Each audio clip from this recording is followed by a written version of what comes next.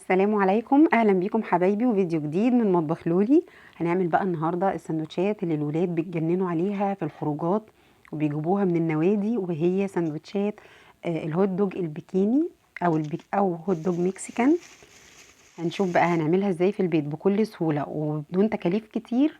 بس قبل ما نبدا الفيديو يلا بينا نسمي الله ونصلي على النبي عليه الصلاه والسلام ونبدا الفيديو بتاعنا. في طاسه بقى على النار هجيب كده شويه من الزيت، هسيبهم كده يسخنوا كويس قوي، ما بكترش زيت ولا حاجه، هم شويه صغيرين كده من الزيت. وبعدين هضيف عليهم الهوت دوج، انا قطعته صوابع كده علشان احطه في العيش الفينو، لكن طبعا اللي حابب يقطعوا اي تقطيعه تانية اعملوا طبعا اللي انتوا عاوزينه، مش هتفرق ابدا التقطيعه في طعم ونتيجه الوصفه بتاعتنا. هدي كده الهوت دوج صدمه في الزيت الاول قبل ما اضيف عليه اي حاجه، وهنديله بقى ايه تشويحه حلوه كده. انا بحب في تسويتي للهوت دوج بالذات لاني ما بسلقوش، فبعتمد في سواه طبعا كله على الصدمه اللي بياخدها في حراره الزيت.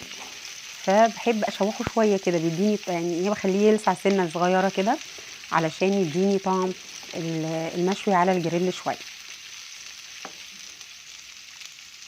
بالظبط كده زي ما احنا شايفين، هديله التشويحه الحلوه دي. وبعدين طبعا انا عايزه اقول لكم ان الهوت دوج احنا ممكن نقدمه باكتر من طريقه. ممكن نقدمه في عيش فينو زي ما انا هعمل دلوقتي في السندوتشات كده، وممكن كمان نعمله مع مكرونه، يعني نعمله بنفس الطريقه دي بالظبط، ونجيب مكرونه مسلوقه ونضيف عليها الخلطه الحلوه دي بعد ما بتخلص. هضيف هنا معلقه صغيره من الملح وشويه من الفلفل الاسود، وهضيف كمان شويه من البابريكا، دي بابريكا حاره. طبعا الهوت دوج والسوسيس والحاجات دي كل ما كانت سبايسي شويه كل ما كانت اطعم وطعمها بيبقى لذيذ.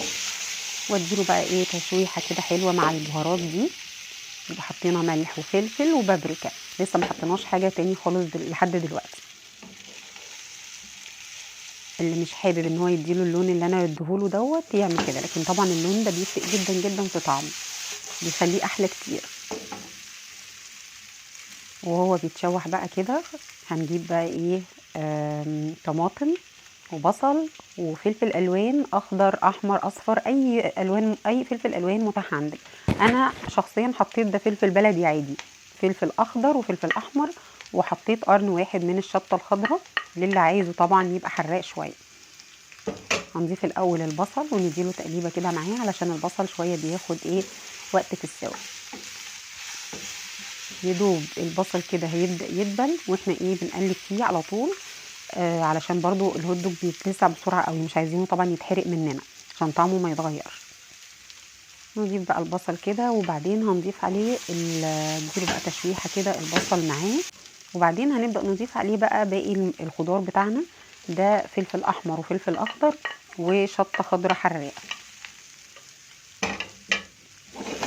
لما بنضيف الخضار احنا مش بنسوي بقى الحاجات دي كتير، لان الخضار بتاعه بيدبل بسرعه، وكل ما كان الخضار فيه جرشه بسيطه كده كل ما كان طعمه باين وبيكون طعمه احلى طبعا ما بيدبل قوي. الطريقه دي ان شاء الله مش هتخليكم تعملوا اي طريقه تانية بعد كده، الطريقه دي بجد احلى طريقه ممكن يتعمل بيها الهوت دوج بمنتهى السهوله ومنتهى الطعم.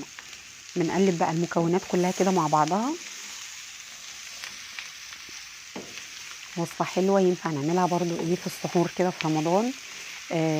ونعملها طبعا، انا عن نفسي بعملها احيانا في الغداء، يعني انا ما عنديش مشكله خالص، الولاد بيحبوه جدا فبياكلوه في الغداء عادي، وبيبقى بالنسبه لهم ده وجبه كامله مش محتاجين جنبها اي حاجه.